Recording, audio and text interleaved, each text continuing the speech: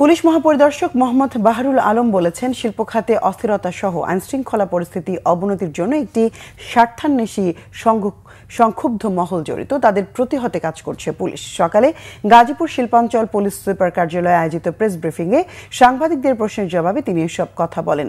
IGP বলেন, বৈষম্যহীন বাংলাদেশ গড়তে অন্তর্বর্তী সরকার কাজ করে যাচ্ছে। এতে যারা সংক্ষুব্ধ তারা আইনশৃঙ্খলা পরিস্থিতি অবনতি এবং প্রশাসনকে ব্যর্থ করতে চাইছে।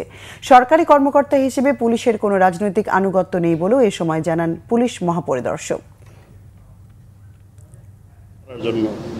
বৈষম্যহীন নতুন বাংলাদেশ করার জন্য এই ইন্টারিম গভর্নমেন্ট চেষ্টা করে যাচ্ছেন। এই সব জায়গা অনেকেই চেষ্টা করবেন যে এখানে যেন অস্থিরতা তৈরি হয়, যে এরকম একটা সংক্ষুব্ধ পক্ষ আছেই, এবং আমাদের মনে হয় যে এরকম কেউ নিশ্চয়ই রয়ে গেছেন এবং তারা এখনো ক্রিয়াশীল আছেন।